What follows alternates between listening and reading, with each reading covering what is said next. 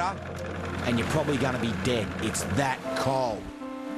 So we're back in action, clear of the icebergs and off for more adventure.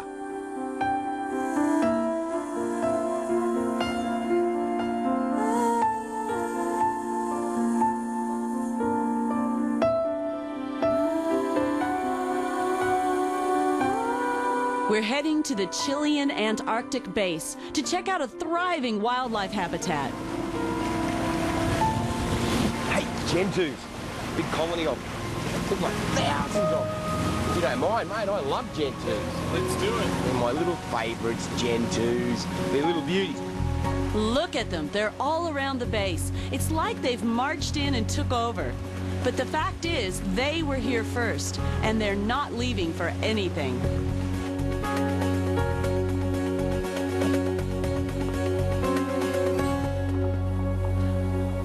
The thing you really need for travel on this ice is claws.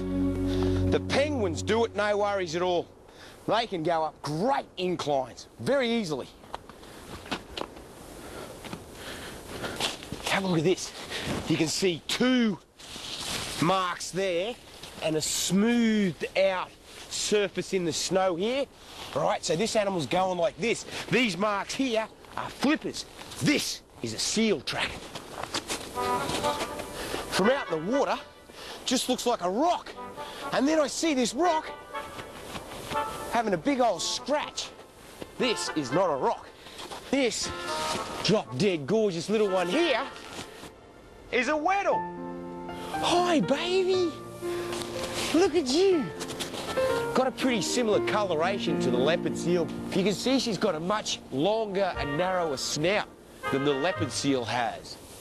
And she's got teeth specially designed to filter the krill out so she can get a big feed. Her eyes are just a little bit red. She's probably been out there fishing all morning, getting fish, so as her tummy can stay big. It fascinates me how they look at you upside down. Even in the water, when they're in the water, they'll actually look upside down.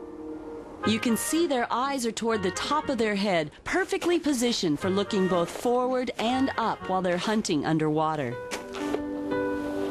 Now for the Gentoo penguins. Steve will have to be quick. The weather's turned bad and it's blowing up into a blizzard. This is a prime example of birds who have never been hunted to the point where they're afraid of people. They show no fear of Steve as he approaches. There's 50,000 penguins virtually ignoring humans. Have a go at this. A white penguin, a white Gentoo penguin. He's leucistic. Even his little wings are all white. But it's not an albino, it's leucism. You know, with the albinos or albinos, they'll have pink eyes, which he hasn't got. Completely white. Rare, really rare, super rare. The only problem he might have is that he wouldn't heat up as much with the dark back. If they face it towards the sun, they'll heat up really well. You can see this is the greatest Gentoo colony in Antarctica. Chock-a-block full of them. Tens of thousands of birds. Excuse me, guys. Now, you can see in the front here, these are two nests that are being built. What they do is they gather up little rocks, they build these nests up, and then next stage is like this girl here. She's got 2 eggs. The next stage then is that one down there. See her laying on her tummy. She's laying on her eggs. This girl here's got another couple of eggs. That next stage is chicks. Right behind me, you've got 2 sets of 2 chicks, and as they grow, they'll come away from the nest. Mum will put them in a creche, and then they've got to run around the beach and chase their mum. You know, it's all about the dominant chick. Usually is the only one that survives, unless they're really, really good times, and then both will survive. And right next to us, an elephant seal. Come on. Quick, quick, quick. Wee, come on. Do you live in the water? These seals have got the prettiest faces I've ever seen. Absolutely gorgeous. You just want to grab on those big whiskers and kiss them. Right on the lips. Come on. Not too hard and fast here. Come on then. Come on. You're going to bite me. Well, you are. I'm not allowed to touch your water, am I? Wait, settle down, mate. Very, very curious. Has no fear of me whatsoever. In fact, starting to take an aggressive posture more than anything. You're a whopper! Whoa. Is that your water? Oh, you've got a big mouth! Look at you! I got one too. Is that it? All right, big fella, I'm out of here. I'm leaving. Oh, look at this. The weather system's heading right over us. We're pulling out and heading to safer waters. Our crew, Daryl and Kathy, are looking for the best way to avoid the worst of the weather, and maybe even find a clear spot for the next day by downloading weather maps from the satellite.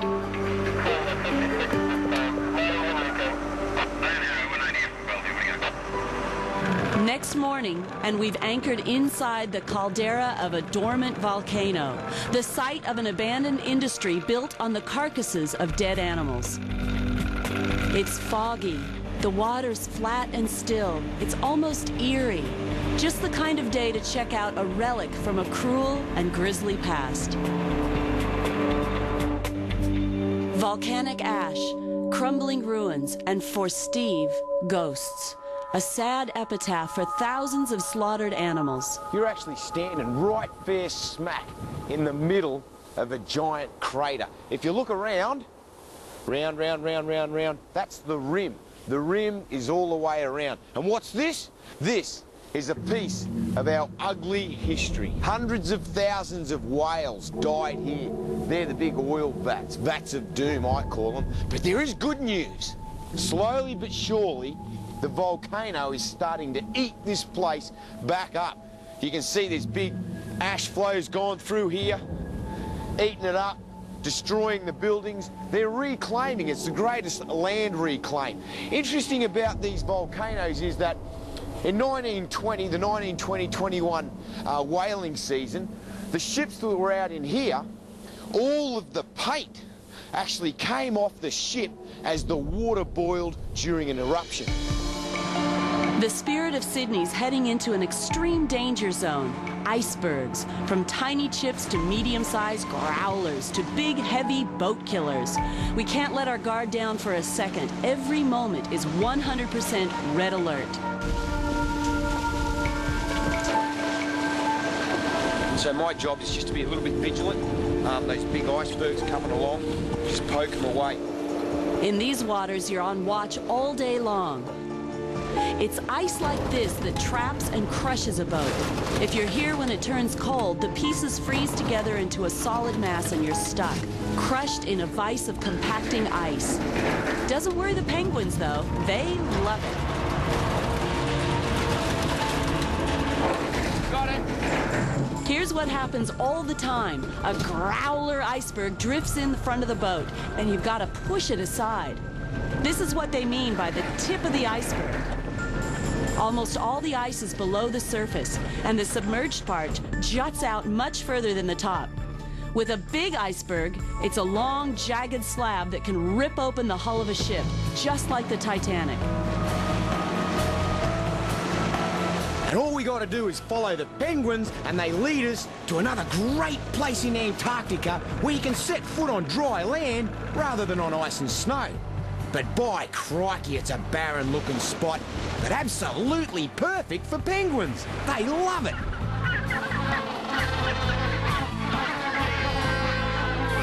Antarctica is the driest continent on Earth.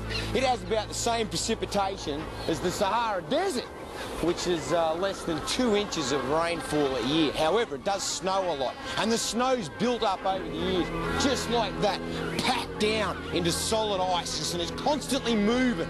Those walls are always caving in. The glaciers are piling into the sea, spitting icebergs back out into the ocean. The other interesting fact with Antarctica it's also the highest continent in the world. There's so many mountains and volcanoes that are over 10,000 feet in height. Have a go at this. Here's the luckiest bloke I've seen. One bull elephant and the rest are girls. How you going, girls?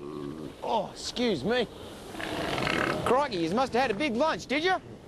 There's 50-odd females here, and and I can see one bull in the middle.